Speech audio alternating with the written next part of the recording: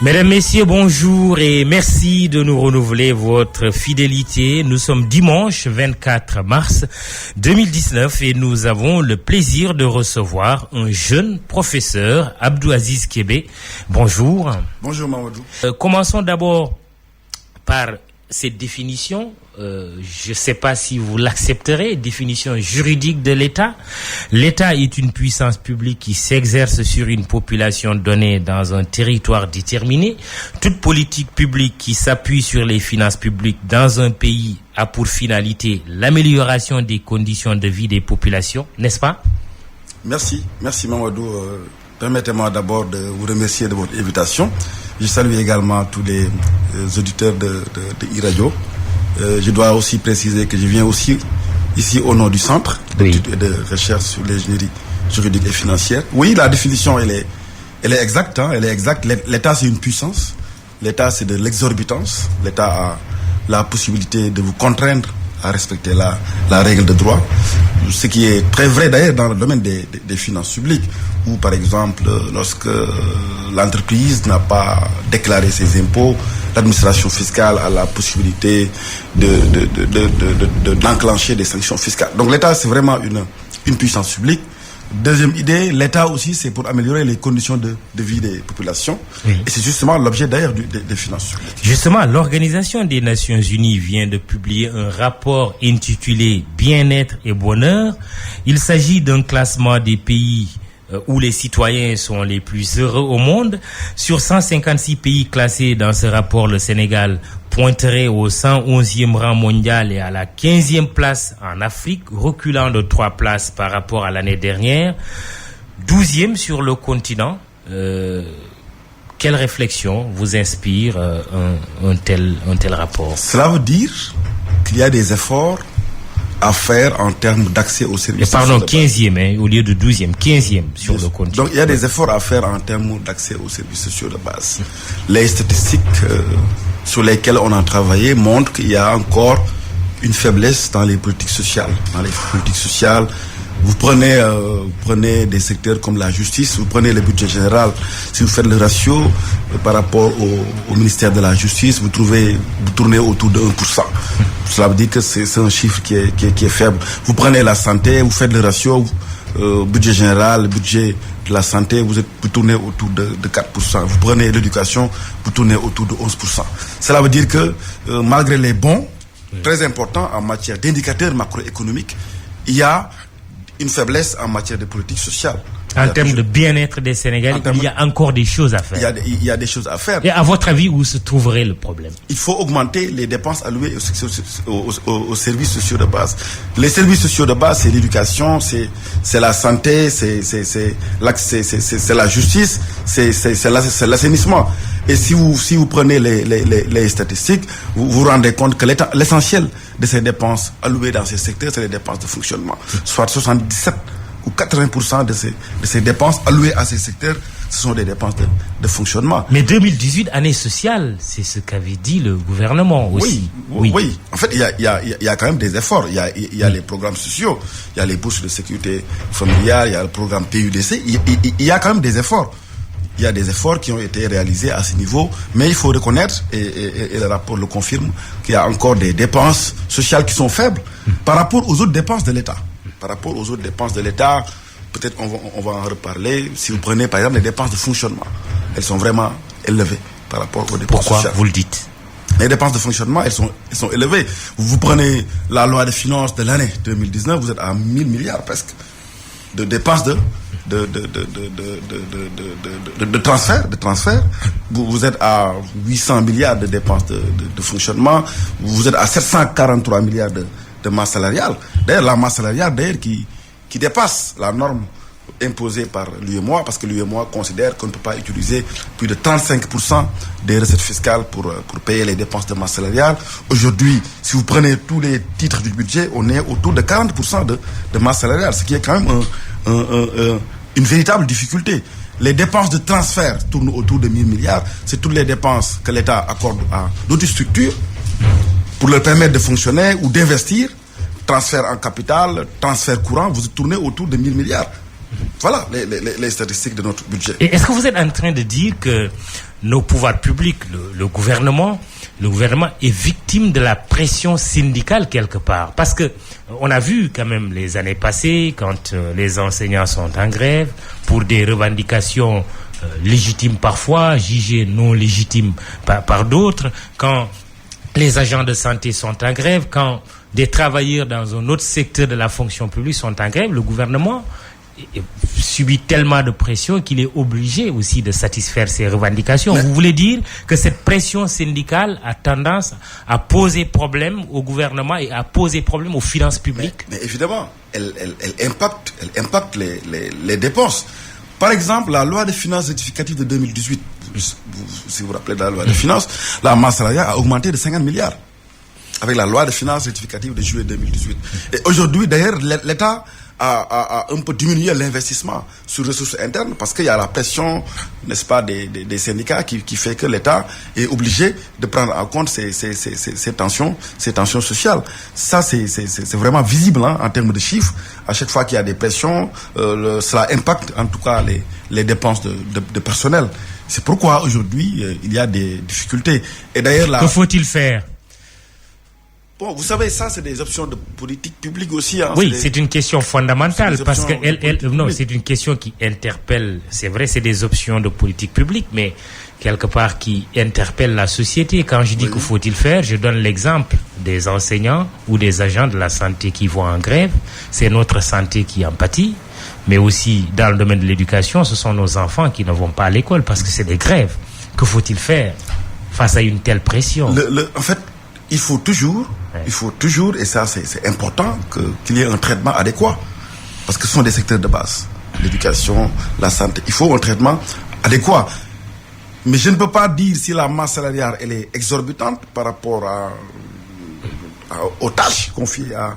Parce que le métier d'enseignant est un métier très difficile. Parce que par ailleurs, il y a d'autres dépenses. Il y a d'autres dépenses qui sont aussi importantes que la masse salariale. Donc c'est des questions d'arbitrage, c'est des questions de choix de politique publique. Et dépenser utilement, non? Par exemple, il y a certains budgets qui sont très forts. Vous prenez le budget des institutions constitutionnelles. C'est des budgets, aujourd'hui, vous avez écouté le débat. Certains considèrent que c'est des dépenses qui ne sont pas utiles. Bon, moi, je suis juriste, je ne peux pas juger de l'utilité ou non d'une dépense. Mais ce que je veux dire, c'est que les statistiques, par exemple, si vous prenez les statistiques, entre 2012 et 2017, c'est presque 1000 milliards consommés de crédits de fonctionnement et d'investissement répartis entre la présidence de la République, la primature, le Conseil constitutionnel, la Cour des comptes, le Conseil économique, social et environnemental, le Haut Conseil des collectivités territoriales. Donc c'est quand même des dépenses qui sont importantes en chiffres. Oui.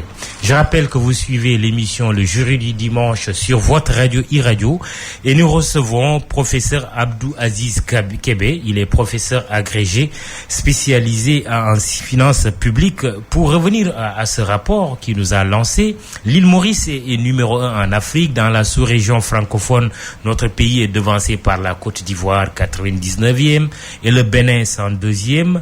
Mais l'île Maurice, quel est le secret de ce pays, à votre avis? Il y a une certaine indépendance. Et puis l'île Maurice, c'est un petit pays aussi.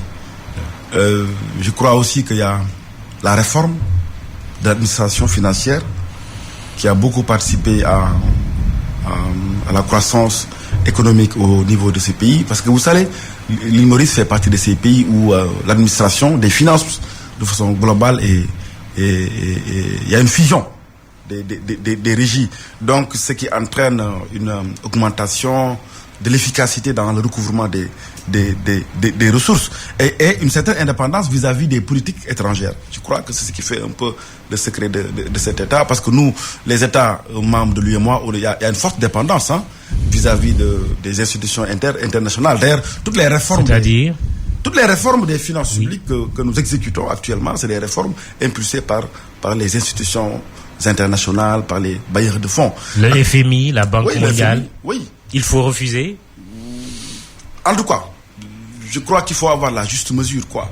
La juste mesure, c'est quoi? C'est d'ailleurs ça l'option. Est-ce qu'on peut se passer des réformes préconisées par la Banque mondiale et le FMI? Les réformes, elles sont bonnes. Je crois que c'est moins les réformes, c'est plutôt l'exécution peut-être des réformes. Vous savez très bien que depuis 90, on est sous l'emprise des politiques d'ajustement structurel avec toute leur continuité. Mais on a eu de bonnes réformes posées, mais c'est dans la mise en œuvre que cela pose problème. Vous voulez dire que les programmes d'ajustement structurel tels qu'on les avait connus ne sont pas totalement morts? Pas que les programmes ne sont pas totalement bons, c'est dans l'exécution. Ils n'ont pas disparu? Non, on est toujours... Je vous donne un exemple. En 93, on parlait déjà de réduction de la masse salariale. Aujourd'hui, le débat se pose encore.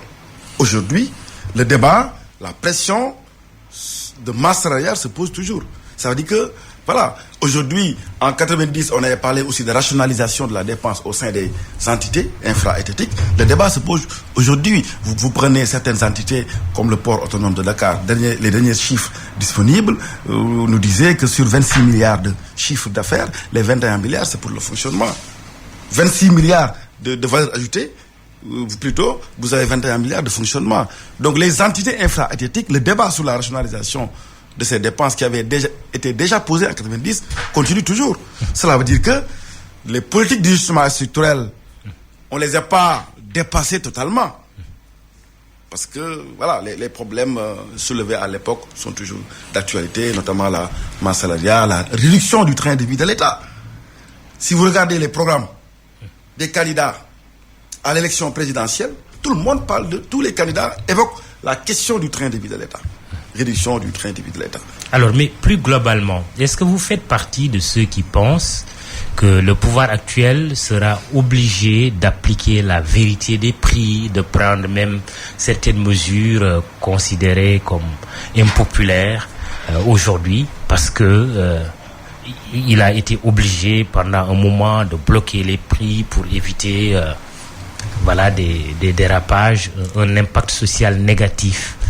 En tout cas, ce qui est clair, c'est que depuis 2012, de 2012 à 2018, l'inflation est maîtrisée. Et ça, c'est une mesure importante, tourne autour de 3%. Parce que la norme, c'est qu'il ne faut pas que l'inflation dépasse 3%. Et ça, ça a été vraiment une mesure forte du gouvernement. Et avant 2012, on était à 3,4, 3,5% déjà. En fait, les indicateurs macroéconomiques se sont améliorés. Vous savez, Mamadou, en 2011, on était à un déficit de 6,7%. Déficit budgétaire. Et qui était même à 8 au mois d'avril 2012. C'est ça. Oui. Aujourd'hui, on est autour de 3%. L'inflation est maîtrisée. Les besoins d'endettement qui se matérialisent par le solde budgétaire global, est relativement maîtrisé. Le taux d'endettement, aujourd'hui, avec la rénovation des comptes nationaux, on est à 47%. Ça veut dire quoi? Qu'on respecte. La norme, c'est 70%. Donc, au plan des indicateurs macroéconomiques, la politique du gouvernement est à saluer. Mais cette politique de blocage des prix, on a vu dernièrement, même quand la Socosim a décidé d'augmenter le prix de la tonne de ciment, le gouvernement a réagi. Mais est-ce que cette politique de blocage des prix pourra continuer? Pour moi, est-ce que le gouvernement ne sera pas rattrapé par la vérité des prix, autrement dit? Je crois que c'est une bonne politique. Le rôle d'un État, vous l'avez rappelé au début de notre propos, l'État c'est le social. Notre option, vous l'avez dit en 2018, c'est un État social. Donc moi, je crois que c'est une politique à encourager la politique visant à maîtriser l'inflation. Et le gouvernement a les possibilités de le faire. Vous savez, aujourd'hui, depuis quelques années quand même, il y a un regain d'intérêt pour notre État.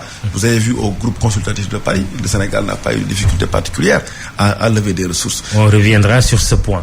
Alors, les Sénégalais aspirent à un mieux-être, tant au plan économique que social, au moment où ils viennent de renouveler leur confiance pour un second mandat au président Macky Sall, qui va d'ailleurs prêter serment le 2 avril. Quelles peuvent être les attentes pour le prochain quinquennat du chef de l'État, du point de vue du spécialiste des finances publiques que vous êtes? 2 choses, fondamentalement. Ou même 3. La première, c'est au niveau de la politique de dépenses publiques. Il faut que les inégalités soient réglées. Il y a beaucoup d'inégalités dans la distribution de la dépense publique. On a donné tout à l'heure des statistiques montrant que dans les secteurs services sociaux de base, les dépenses sont encore faibles par rapport au fonctionnement. Mais imaginez, vous prenez l'université de Dakar, Mamadou, c'est 33 milliards de budget en 2018 et presque 30 milliards de fonctionnement. Vous prenez l'hôpital Abbas Ndao, mais c'était 10 milliards et 8 milliards de fonctionnement. Ça, c'est des chiffres qui sont exorbitants. Un État ne peut pas se développer avec une politique de fonctionnement qui est assez importante en termes de dépenses. Donc, il faut revoir les politiques en matière de dépenses, de distribution de la dépense. Deuxième idée, c'est au niveau des ressources. Vous savez qu'il y a beaucoup de pertes de ressources publiques. La Cour des comptes a démontré dans son rapport de 2016 qu'entre 2012 et 2016, le Sénégal, il y a eu ce qu'on appelle les restes à recouvrer de plus de 950 milliards. Nous avons dans le rapport sur les dépenses fiscales 588 milliards d'exonérations fiscales, qui sont des renonciations à des recettes pour des raisons économiques et sociales. Mais est-ce qu'en retour, l'emploi est créé? Est-ce qu'en retour, on peut se poser des questions? Il faut mettre fin aux exonérations fiscales. Il faut les rationaliser. Abusives. Il faut les rationaliser. En soi, l'exonération fiscale, elle n'est pas mauvaise. Elle permet d'attirer l'investissement. Elle permet, l'exonération fiscale, de supporter certaines dépenses sociales. Mais il faut les rationaliser. Et d'ailleurs, depuis 2014, il n'y a plus de rapport. On ne sait pas. On ne connaît pas les chiffres en 2015, ni en 2016, ni en 2017. Donc, il faut rationaliser les exonérations fiscales. Donc, en matière de recettes, il y a des niches de ressources à prendre. Moi, je fais partie de ceux qui pensent que le Sénégal peut s'endetter moins, parce qu'on a des niches de ressources qu'on n'a pas suffisamment exploitées. Quelles sont ces niches? Et la preuve et la conséquence, oui. Les niches, elles sont nombreuses. C'est le secteur informel, c'est le secteur agricole. Il faut, vous préconisez une fiscalisation du secteur informel. Il y a une richesse, secteur informel, secteur agricole, secteur immobilier, secteur bancaire. Il y a énormément d'élargissement de l'assiette fiscale. Ça, c'est des débats qui sont importants. Et ce qui montre que le déficit, il y a un déficit, même s'il y a des efforts, où nous avons une administration avec peu de moyens. Avec peu de moyens qui parvient quand même à mobiliser des ressources importantes. Vous allez au niveau de la douane, vous êtes autour de 150 inspecteurs. Il y a la DGID, Direction Générale des Impôts et des Domaines, qui mobilise à peu près 1300, 1400. La douane, 600 à 700. Ça veut dire que nous avons une administration quand même qui est compétente, mais il faut renforcer les moyens. D'ailleurs, l'élément qui permet de mesurer l'efficacité dans la mobilisation des ressources, c'est la pression fiscale. La pression fiscale, la norme UEMOA, c'est 20%. Nous, on est à 16%. Ça veut dire qu'il y a des efforts. Donc, deuxième idée, politique de mobilisation. Pour le commun des mortels, pression fiscale. On en parle souvent. Ça signifie quoi exactement? Ça permet, la pression fiscale, elle est rapportée au PIB. Et la pression fiscale permet de mesurer le niveau de prélèvement des richesses. Autrement dit, dans les standards internationaux, c'est un baromètre, c'est un instrument qui permet de mesurer l'efficacité de la mobilisation des ressources. Quand vous êtes à 16%, ça veut dire que votre pression fiscale elle est faible. Le minimum international, la règle internationale, c'est 30%. Nous, on est à 16% derrière le Togo. Bon, quoique le Togo soit un État particulier parce qu'il y a une réforme, etc. Mais notre pression fiscale, elle est encore faible. Et on peut vraiment la rendre beaucoup plus performante, cette pression fiscale. Donc, distribuer davantage les dépenses en termes d'équité, mobiliser davantage les ressources, mais également il faut renforcer la reddition des comptes, la transparence. Il faut renforcer la reddition des comptes, il faut renforcer l'éthique. Oui. L'éthique au niveau de nos administrations. Qui est-ce qu'il faut taxer? Les grosses fortunes? Certains vous diront oui, on a même entendu pendant la campagne, en tout cas dans le programme de certains candidats, disent nous allons davantage taxer les riches sans pour autant tuer l'entreprise. Aujourd'hui, quelle est la situation et qui est-ce qu'il faut taxer? Vous savez, nous, dans notre dispositif fiscal, l'article 173 du Code général des impôts, on taxe plus les riches que les pauvres en matière d'IRPP, d'impôt sur le revenu des personnes physiques. Parce que vous avez des tranches. L'IRPP est calculé en fonction de tranches. Si vous gagnez entre 0 et 630 000, le taux est de 0%. Entre 630 000 et 1 500 000, le taux est de 20%. Entre 1 500 000 et 4 millions, c'est 30%. Entre 4 millions et 8 millions, c'est 35%. c'est 35%. Entre 8 millions et 13 millions 500, c'est 37%. Au-delà, c'est 40%. Au-delà, quel que soit votre revenu, c'est 40%, ce qu'on appelle le bouclier fiscal. Vous avez entendu, on a dit qu'en 2012, on avait réduit l'impôt sur le revenu. Ce qui est vrai. Parce que le bouclier est passé de 50 à 40. Oui. Et que les riches gagnent 10 points.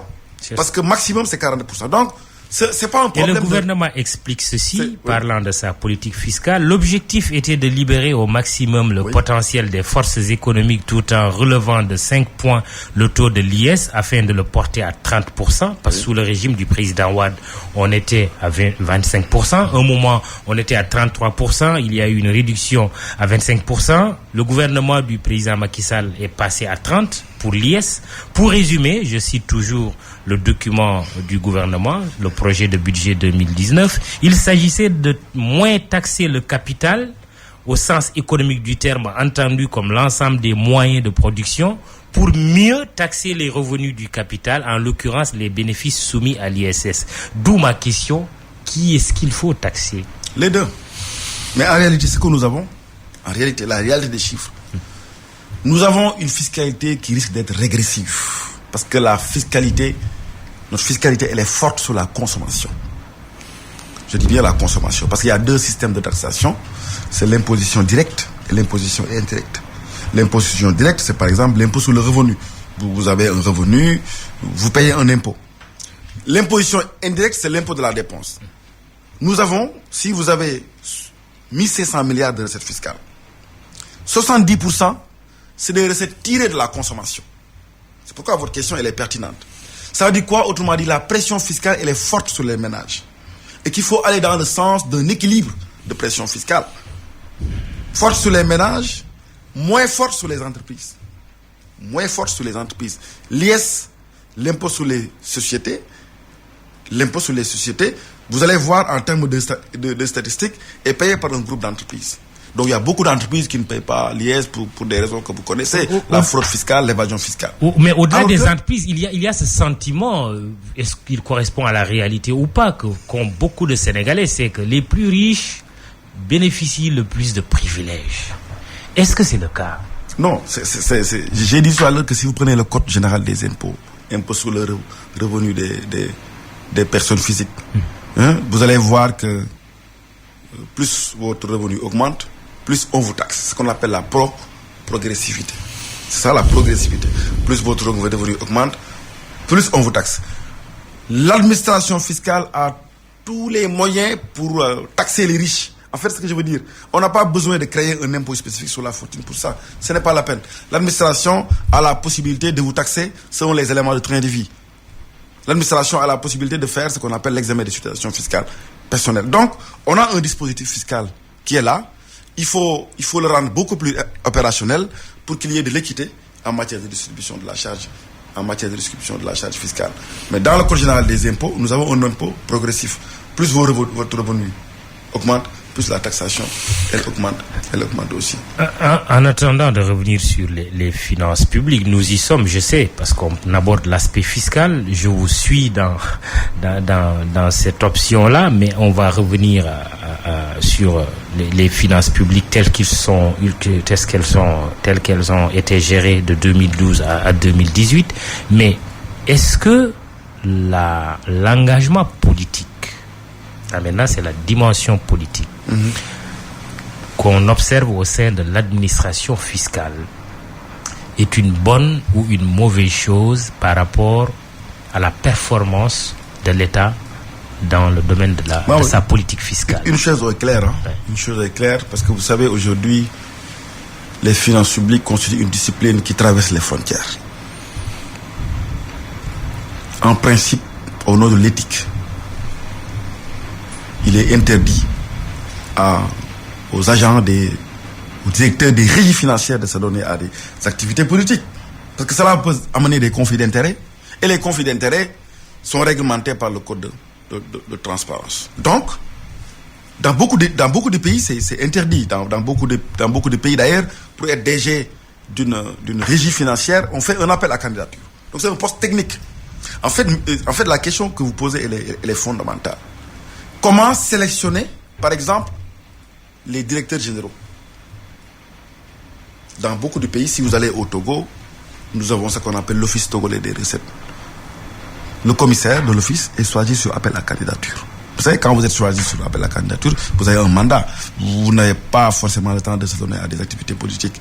Donc, pour des questions d'éthique, pour des questions de transparence, il est préférable que lorsque vous avez occupé des fonctions de direction assez sensibles, que l'intéressé ne puisse pas s'adonner à des activités politiques. C'est ça ma position sur ça. Est-ce que cet engagement politique peut avoir un impact négatif sur l'efficacité, la performance de nos régies financières, de notre administration fiscale? C'est selon, parce que je n'ai pas d'éléments objectifs pouvant justifier. C'est un facteur de risque? C'est un facteur de risque, voilà, c'est un facteur de risque. Et le code de transparence interdit. C'est comme lorsque vous avez une fonction politique, en même temps vous avez une entreprise privée. Cela peut impacter, n'est-ce pas, la transparence. Parce que la transparence aussi, c'est interdire les cumuls de fonctions qui risquent de remettre en cause le principe de la reddition des comptes. Donc c'est un peu ça l'idée. Professeur Abdou Aziz Kébé, invité du jury du dimanche, spécialisé en finances publiques. Les finances publiques sénégalaises sous Macky Sall, une de vos publications a porté sur le sujet pour la période de 2012 à 2018. 2012, fin des années Wade et début de la présidence Macky Sall. 2019, début du second mandat. Je parlais tout à l'heure de la prestation de serment du président Sall prévue le 2 avril. Quel est le bilan du président actuel en matière de tenue des finances publiques? Un bilan qui est mitigé. Un bilan qui valse entre progrès et regrets. Les progrès sont visibles. Les progrès sont au niveau des indicateurs macroéconomiques, des indicateurs budgétaires. Les progrès, on l'a signalé un peu plus haut, les progrès c'est quoi? Un déficit budgétaire qui a connu une baisse vraiment considérable. Qui est aujourd'hui autour de 3%. De 3%. Et ça c'est très bien, parce que c'est vraiment un indicateur de bonne gestion des finances publiques. C'est quoi l'inflation qui est maîtrisée? La dette, quand même, vous savez, en 2000, on était à 78% d'endettement. 2000. En 2000, on était à 78% d'endettement. Et aujourd'hui, la dette tourne autour de 47%. Il y a aussi des réformes très importantes qui ont été prises par le gouvernement, l'État du Sénégal, la création de l'Office national, la création de l'OFNAC, la création, le Sénégal est membre de l'ITIE, ce qui est très bien. Le Sénégal a transposé. Vous savez que le Sénégal est en réforme. D'ailleurs, en 2020, on va basculer vers ce qu'on appelle les budgets programmes. Et toutes les directives, pour l'essentiel, ont été transposées dans notre ordre juridique interne. Entre-temps, le référendum de 2016. Le référendum de 2016 a été un moment fort aussi de gestion des finances publiques, parce que des innovations en matière de gestion ont été introduites. Par exemple, aujourd'hui, les commissions permanentes de l'Assemblée nationale ont la possibilité d'entendre les directeurs généraux des agences ou des entreprises publiques, ce qui est une innovation importante. Le Premier ministre peut poser sa confiance sur une loi de finances, sur un programme. En même temps, on a constitutionnalisé l'obligation fiscale de payer les impôts lors du référendum de 2016. Donc, il y a quand même des progrès importants en matière de tenue des finances publiques. La Cour des comptes, on a renforcé son autonomie, on n'a plus de retard dans les lois de règlement qui sont votées dans les délais. Les dépassements budgétaires, en termes de discipline, ont diminué. Mais il y a donc des progrès. Puisque vous parlez de la Cour des comptes, il y a une question de Mbeng Salifou Sagna sur notre page Facebook. D'abord, il dit quelle solution de réforme vous proposerez, mais il dit aussi, selon vous, la configuration actuelle de la Cour des comptes et son fonctionnement sont-ils gages d'efficacité pour cette institution? Il faut renforcer les moyens de la Cour des comptes. La Cour des comptes fait un travail très important. Ces dernières années, il y a eu des efforts, des bons. J'ai dit tout à l'heure que la loi de règlement, aujourd'hui, on est dans les délais. J'ai dit tout à l'heure que l'autonomie de la Cour des comptes a été renforcée, mais les réformes doivent continuer en termes de recrutement de personnel. Ça, c'est vraiment un élément fort en termes de renforcement de la stratégie de la Cour des comptes. Autonomie renforcée, Moudoumbaye vous dit, est-ce qu'il n'est pas nécessaire de supprimer les fonds politiques dont dispose le président de la République et le président de l'Assemblée nationale, car rien n'est clair selon lui dans ces fonds, ces milliards qui sont dépensés. Est-ce qu'il faut aller vers une suppression ou aller jusqu'à permettre à la Cour des comptes d'avoir un droit de regard sur les fonds politiques? Pour moi, il faut rationaliser. Il ne faut pas les supprimer. Pas forcément. Vous n'êtes pas un partisan de la suppression? Non, pas forcément. Pas forcément. Parce pourtant, que certains candidats ont eu à dire pendant cette présidentielle, s'ils sont élus, ils vont supprimer les fonds politiques. Vous savez, en France, je dis de la France parce que c'est souvent... C'est exagéré, c'est risqué de le dire. Pour moi, il faut les rationaliser. Vous savez, en France, depuis 2001, ce qui a été fait, on a dit que désormais, pour les fonds spéciaux, c'est pour la primature. Et que il faut les contrôler. C'est ça, en fait, l'enjeu, c'est de les contrôler. Que la Cour des comptes, ici au Sénégal, ait ce pouvoir-là. Mais on a créé en France une commission qui composée de parlementaires, de juridictionnels, une commission qui avait pour objet de contrôler les fonds politiques. Et la grande question, ce sont les bénéficiaires des fonds politiques. Qui bénéficient des fonds politiques. La législation est silencieuse. Du coup, c'est des fonds qui échappent aux règles de base du droit des finances publiques, notamment une règle essentielle qu'on appelle la séparation de l'ordonnateur et du comptable. C'est des fonds qui sont gérés de façon discrétionnaire par le bénéficiaire. Mais on ne connaît pas par le bénéficiaire, ici, l'institution. Mais l'utilisation qui est faite n'est pas connue. Et ça pose véritablement problème. Et mieux, il faut renforcer le principe de la reddition des comptes au sein des membres du gouvernement. Vous savez, dans le même ordre d'idée, les ministres ne peuvent pas être jugés par la Cour des comptes, sauf faute de gestion, les ministres. Les ministres et les présidents des institutions constitutionnelles. Dans d'autres pays, les ministres sont jugés par la Cour des comptes. Portugal, Italie. Dans ces États, on considère que le ministre peut être jugé par la... À plus forte raison, le président de la République. Voilà. Oui, mais concrètement, vous voulez qu'on élargisse les pouvoirs de la Cour des comptes ou qu'il y ait une commission spéciale, comme cela se passe ailleurs? Les deux. Mais dans un premier temps, on peut créer une commission qui aurait la mission essentielle chaque année, même si la reddition des comptes peut être secrète dans un premier temps, mais une commission qui évalue, qui puisse vraiment nous dire comment l'argent de ces fonds politiques a été utilisé. D'ailleurs, l'expression caisse noire, fonds secrets, c'est des expressions qu'aujourd'hui qui sont bannies dans les grandes démocraties. On parle de fonds spéciaux en France, par exemple, et ces fonds sont contrôlés. Vous parliez de progrès en appréciant la gestion des finances publiques de 2012 à 2018, mais aussi de regrets. Oui. Quels sont ces regrets? Les regrets, c'est la distribution, déjà, on a déjà dit, dans les politiques budgétaires. Il faut plus d'équité en termes de dépenses, réduire les dépenses de fonctionnement au profit de l'investissement, même si l'investissement tourne aujourd'hui autour de 1300 milliards, même si l'investissement a augmenté, il faut davantage une meilleure redistribution des richesses en termes de dépenses. Il faut également mobiliser davantage les ressources. Mais l'autre regret, c'est qu'il y a une faiblesse. Il y a des limites en matière de transparence et de reddition des comptes. Limites en matière de transparence et de reddition des comptes, on peut donner plusieurs exemples. Vous prenez la déclaration de patrimoine. Le rapport de l'OFNAC montre que sur 800 assujettis, c'est la moitié qui déclare. Il y a des rapports qui ne sont pas encore publiés. La Cour des comptes, par exemple, aujourd'hui est en retard dans la publication des rapports. Depuis 2014, il y a des rapports qui ne sont pas encore publiés. Il y a des retards dans les rapports sur les dépenses fiscales. 2015, 2016, 2017, ça c'est un problème de transparence. Vous savez, Mamadou, aujourd'hui, en matière de finances publiques, l'information financière doit être banalisée. Mais l'Assemblée nationale est là aussi pour faire ce travail. Oui. Vous avez travaillé sur le sujet de l'Assemblée nationale en tant qu'institution de contrôle de l'action gouvernementale, y compris des finances publiques. L'Assemblée a tous les moyens, juridiquement. Mais techniquement, il faut que l'Assemblée soit davantage accompagnée en termes d'expertise. Vous savez, les finances publiques constituent une discipline technique. Il y a le programme des assistants parlementaires qui est lancé, mais ce n'est pas suffisant. Vous savez, dans certains pays, au Bénin, par exemple, en 2014, les députés ont saisi la Cour constitutionnelle du Bénin pour dire que le budget avait été voté dans des conditions qui ne sont pas transparentes.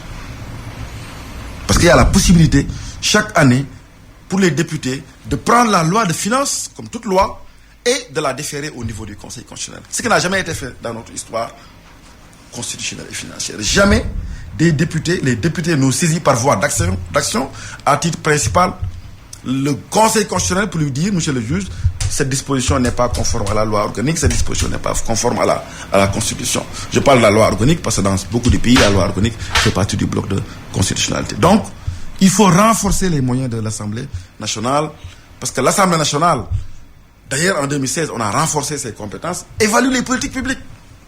Est-ce que l'Assemblée nationale a le pouvoir aujourd'hui tout simplement de saisir oui.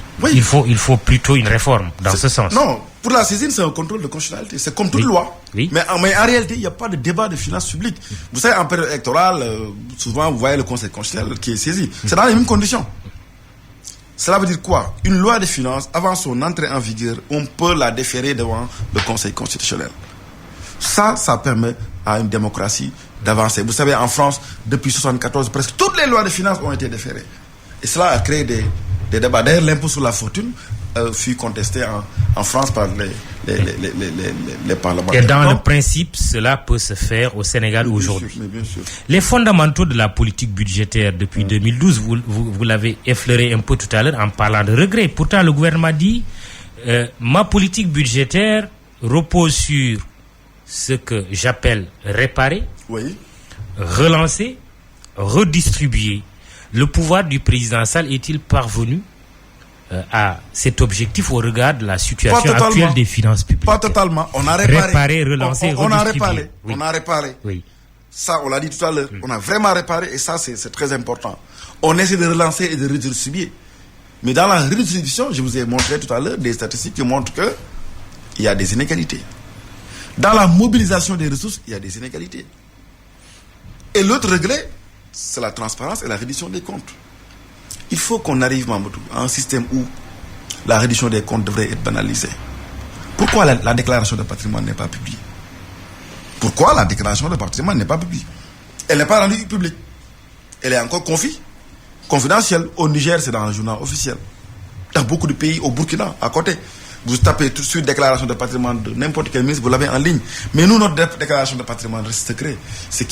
Et même dans certains pays, déclaration à l'entrée, déclaration à la sortie. C'est prévu dans notre législation. Mais le problème, aujourd'hui, les citoyens veulent connaître le patrimoine déclaré. C'est ça l'enjeu.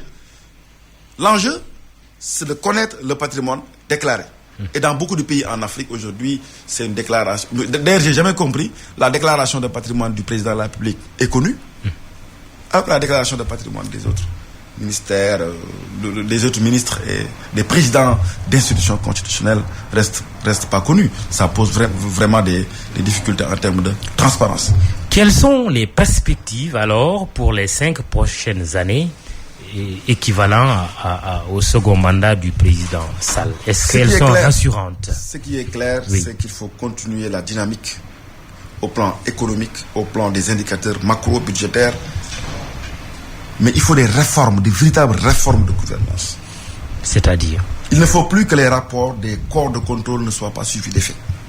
Parce que l'OFNAC fait son travail et donne des recommandations. Il faut que ces recommandations soient suivies d'effet. Il y a encore des réformes constitutionnelles à faire, malgré le référendum de mars 2016. Vous savez, on peut toujours renforcer des réformes constitutionnelles. On peut augmenter l'ancrage constitutionnel des finances locales. Aujourd'hui, les collectivités territoriales, c'est vraiment un chantier de réforme.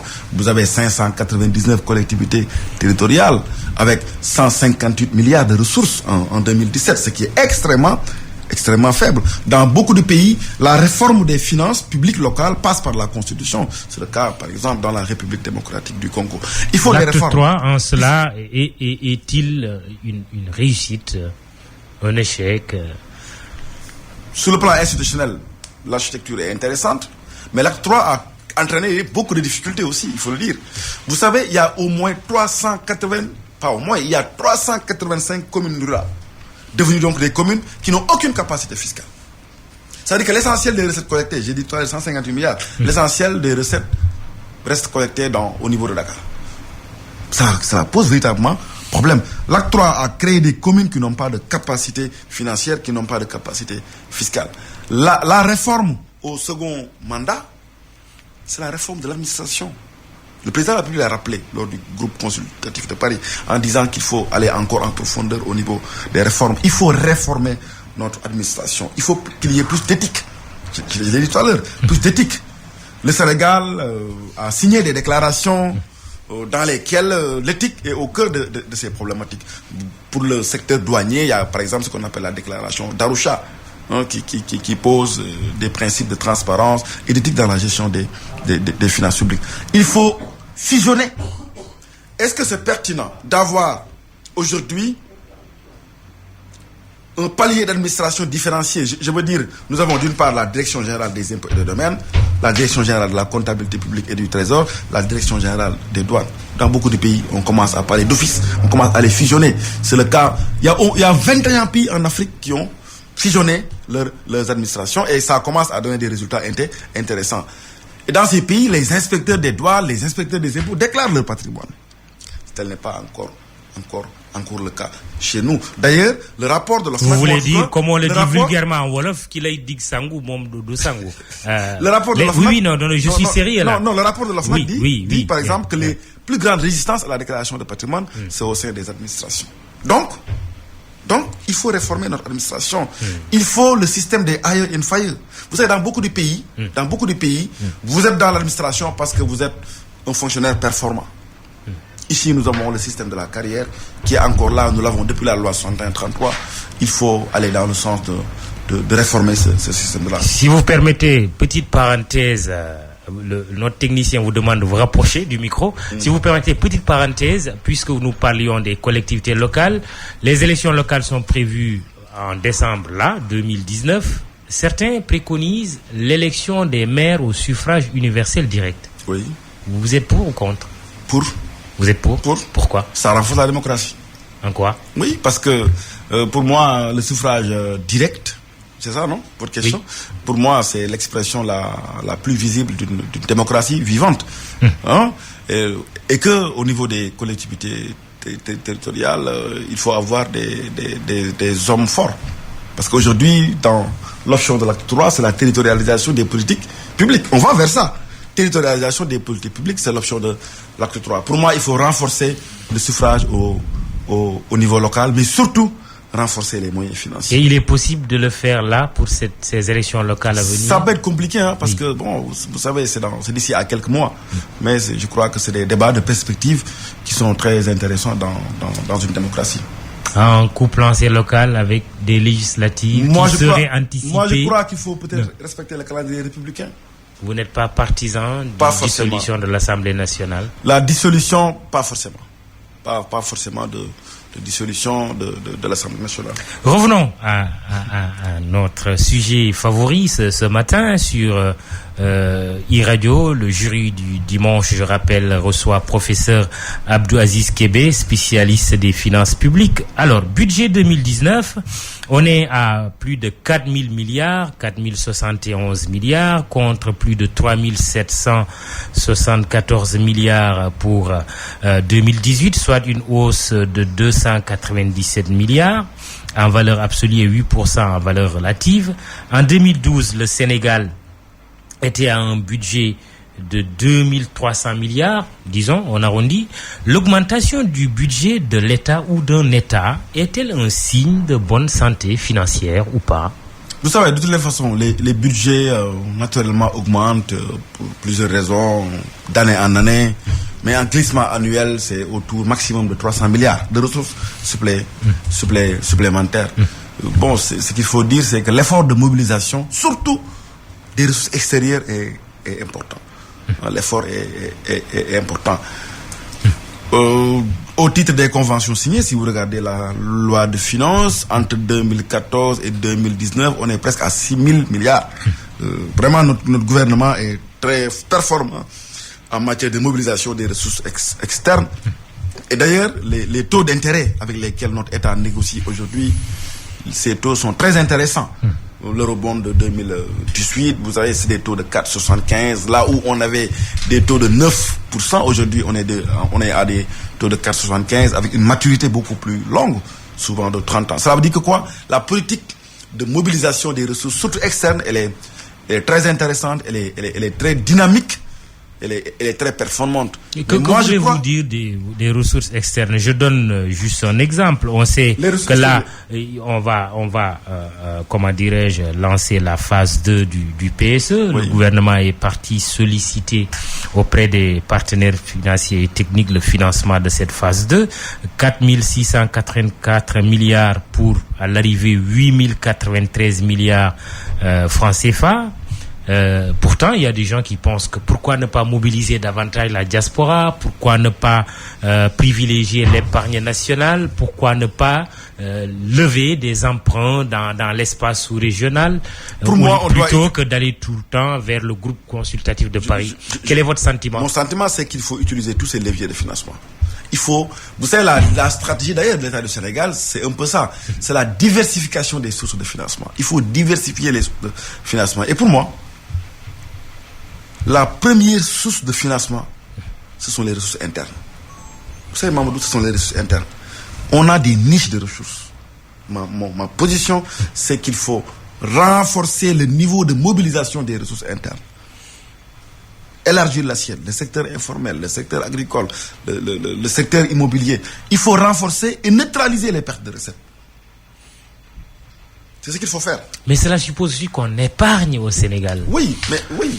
On est plutôt porté sur la consommation à outrance. Oui, parce que... Et souvent de produits qui viennent de l'extérieur.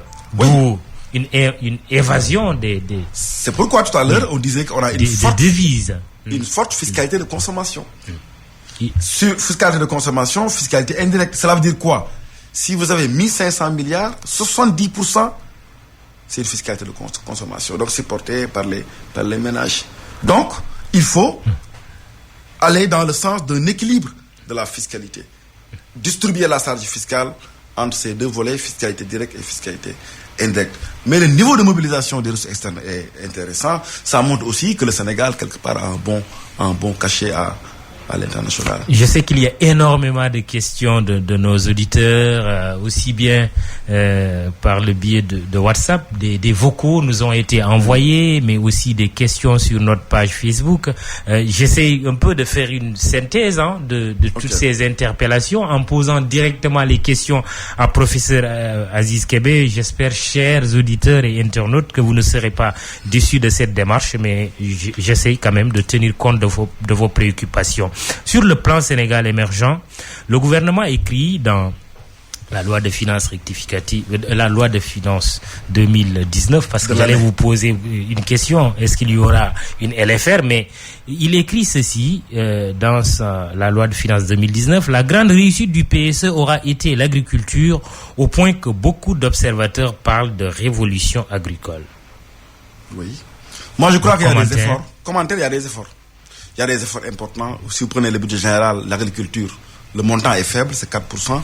Mais par ailleurs, si vous prenez la dette, il est dit que 11% de cette dette reste versée dans le secteur agricole. Donc le gouvernement a fait des efforts en matière de secteur agricole. Mais moi, le regret que je voulais formuler à ce niveau, c'est qu'il faut fiscaliser davantage ce secteur agricole. Il y a quand même des efforts en matière... agricole, si l'on regarde les chiffres officiels. Dette soutenable, insoutenable? Soutenable. 47%.